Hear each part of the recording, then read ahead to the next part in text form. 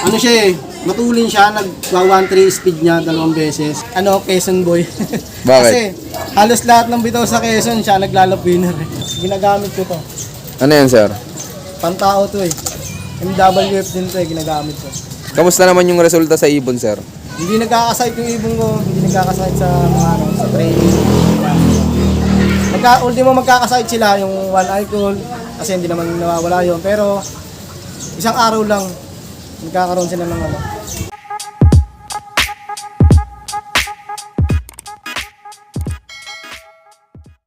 Yun magandang araw sa inyo mga kaibon. Nagbabalik ang Juan Arturo Vlogs. And for today's video, nandito naman tayo ngayon sa Cabuyao, Laguna. At may nabisita na naman tayong malupit na pigeon fancier. Kung siyang makilala at makita, tara samahan nyo. Let's go. Hello mga kabi, magandang hapon po. Ako nga po pala si Christopher M. Mandulago, aka Miko Brothers Club, pigeon fancier ng South Liluan, Marinig, Cabuyao, Laguna. Ayun. Sir, pwedeng maipasyal mo kami sa loob mo? Sige, pwede. Tara. Ayun, tara, let's go. Tignan nyo mga kaibon, nasa tabing kalsada lang yung kanyang loop. Ayan. Ano yan, sir? Sa lupay nyo din?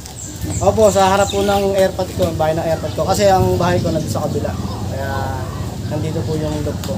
Buti pumayag naman, sir, na maglagay ka dyan ng loop mo. Payag naman po. Suportado naman po ako ng tatay ko. Yun ang maganda. Tingnan nyo mga kaibon yung pwesto niya, Ayan, puro mapuno. Ito pa, puro wire. Puro yan. Hindi ka naman ba, sir, nahihirapan magturo dito ng mga inakay mo? Hindi naman po. Hindi ako nahihirapan magturo. Madali lang po magturo. Kasi binuviewing ko muna sila mga 3 weeks. Nandyan lang sila sa landing board. Hinahayaan ko lang lumipad na lumipad. 1 month. Mga 1 month old na. Kasi naglilipad na sila sa bubungan. Kaya hindi ako nahihirapan magturo. Hanggang sa medyo gumulang-gulang na sila. Marunong rumonda. Hindi naman ako na-overfly ng ibon. Pag galing karera, sir, hindi ka naman nahihirapan magpapasok? Pag galing karera, hindi na sila nadapo, narekta na sila dito sa wire na malaki. Dito nadapo sa'yo? Buti walang kuryente, ano? Wala na po yan, walang kuryente yan dito. Wala. Pagkadapo nila dyan, galing karera, rekta na ho dito. Hindi na ako nahirapan pabasa. Tignan nyo, kahit ganun yung kanyang pagpapasok ng ibon, nananalo pa rin ng pooling. Nasa baba yung loop ko, ilang beses ako naglalap winner, sunod-sunod.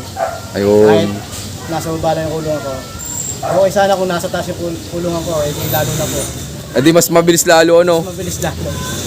Ito nga pala yung kulungan ko na katas ng panalo. Tingnan nyo mga kaibon, katas na ng pagkapanalo niya sa karera, Kasi nagsimula ako 2014 to 16. Ang matagal ka na palang nag-iibon, sir? Wala pa akong club nun. Okay. Hindi ako ang hilig ko lang nung mag-alaga. Street fight, yan. Panahon na yon. Hanggang sa sumali ako ng club 2019. Sir Miko, kamusta po pala yung unang sabak mo sa karera? Unang sabak ko sa karera, CSWPC na combine ng SRP. Nakapagpauwi ako ng unang lipad nun sa summer. Rojas Mindoro. Nakapag-finisher agad, sir. Nakapag-finisher ako kaso hindi ako mahilig sa mga taya-taya nun. Hindi ako mahilig sa Survivor, hindi ko pa kasi alam yon dati. Hindi ko akalain umuwi yung ibong ko nun, Rojas Mindoro. Ito yung kanyang loop, mga kaibon. Tingnan yung design yung kanyang loop. Ito yung design ng loop ko. Sarili kong idea. Yung mga pang-motivate ko. Ito mga kaibon mo. Ayan. Ang habong pati ng ibon nyo. Ayan yung mga... Sa ano to, sir? Sa pusa ba yan? Oo, sa pusa at sa aso. Ginawa ko lang Ang galing ni sir, Pang-motivate yan, pang-pooling. Anong ginagawa mo dito kapag maglalabang ka sa pooling? Pag naglalaban ako sa pooling, inaano ko sila, yung pares nila, kinukulong ko lang dyan, naharangan ko. Pinasasabig ko sila ng pinasasabig sa pares. Kasi ito, katulad na ito. Ito mga kaibon, Ito, yung ito. Bago ko siya susubukan, naka-summer siya ng SSRP. Matulin siya, nagwa 1.3 speed niya 2 beses. Ang bilis, sir, Kaso, mga speeda ng mga fancier ngayon, marami nang magagaling ngayon na mag-iibon. Tingnan, nakakasabay yung mga ibong ko Matay mo yun, yung 2 ibong ko ito, magkapatid kasi ito Kung ako mahilig sa tag team ito, yan, laging sabay mo ko. Magkapatid yan, parehas barako. Ang lahi nga pala niyan, Victor Lim. Ito, mga anak na yung buo. At mga ambo. Anong baseline ng ambo mo? Female dework, ang nanay, ex-ambo, ambo line. Tapos yung tatay noon, unknown line lang pero nang naghahanap ng champion. Sa tropa ko kay Merwin pa si Dona. 2 times Santa Ana. Yan, Sir Miko, pwede po palang malaman yung history ng ambo mo na ibon. Sa Ipra pa lang, San Pablo, Candelaria, Lucena, tsaka Pagbilao, 4 yun, nag-lap winner yun, sunod-sunod puli. Sa Ipra, siya multiple pooling winner. Dapat nga, hindi ang boy papangalan ko dun eh. Ano, Quezon boy. Bakit? Kasi halos lahat ng bitaw sa Quezon, siya naglalap winner eh.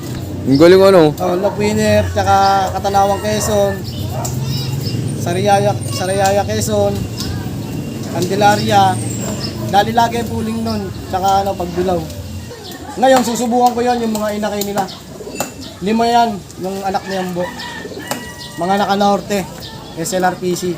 Yan, yung bagong club na yun ni Sir Leo Reyes. Yan, shoutout kay Sir Leo Reyes. Ito lang gamit niya mga kaibon, oh. At dyan mo lang tinatago yan. Oh, dyan lang yan, di na nawawala yan. Kasi wala naman ako dito. Ayan, mga kaibon, ang simple lang ng kanyang mga gamit, oh. Nagamit din siya ng Power Wings. Yan, maraming salamat po, Sir Miko. Yan, Sir Miko, ikaw, anong may bibigay mong payo sa mga viewers natin dyan na mga gusto ring sumali sa pooling? Ang may papayo ko sa kanila pagdating sa pooling, ano lang, motivation lang, bigyan nyo lang ng pares, pasabigin nyo lang.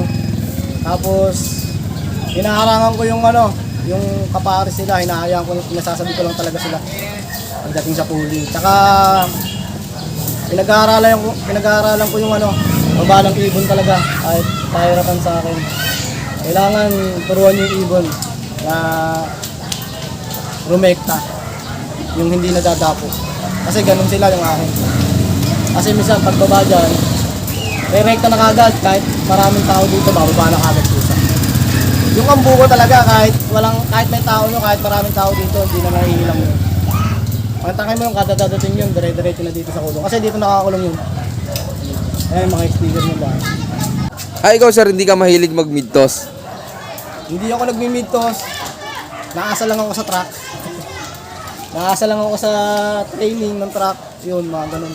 Yan, maraming salamat po, Sir Miko. Ikaw, Sir Miko, ano pong may bibigay mong payo sa mga newbie panser natin dyan na nanonood?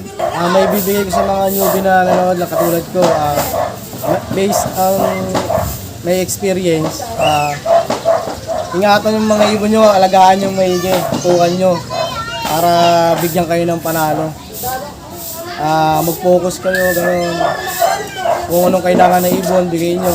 Kasi ako, small panser lang ako, hindi ako nagamit ng mga mamahaling gamot kasi more on herbal ako. Yun lang ang ginagamit ko. Hindi ako nagamit ng mga mamahaling gamot. Ano mga gamit mong herbal dito, Sir Miko?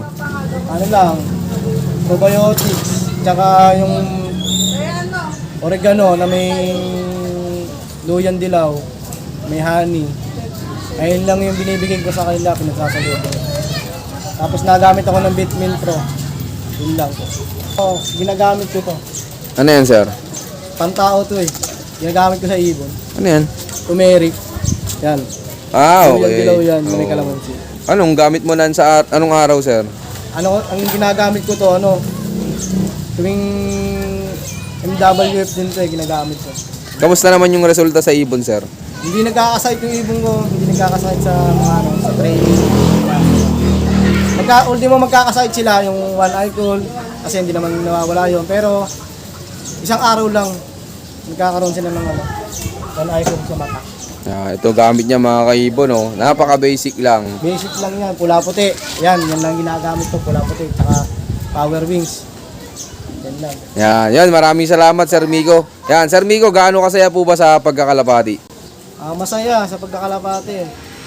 Lalo na pag suportado ka ng asawa mo. Tsaka pamilya mo. Tsaka sa tagay ko, gano'n.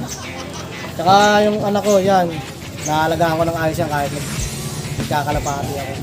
Muli, ako po si Christopher Mandulado, aka Miko Brothers Club ng South Biluan, Marinig, Cabuyao, Laguna. I love this game. Yon, maraming salamat sa patuloy yung suporta mga kaibon na siyempre, Sir Miko. Maraming salamat din sa pag-unlock na mga pag-love visit sa'yo. Ayun, Sir, baka pala may mga gusto ka shoutout dyan. Shoutout pala sa kumpare ko kay Yabo. Saka kay Paren Julius na taga-Sublang. Saka sa mga tropa dyan kay Jerin Lop, kay Sir Hervins, Mark Oliver. Saka sa coordinator ng AFRA kay Sir Boyet. Saka presidente ng AFRA kay Ma'am Dayan nagtagpupas. Saka Sir Aba.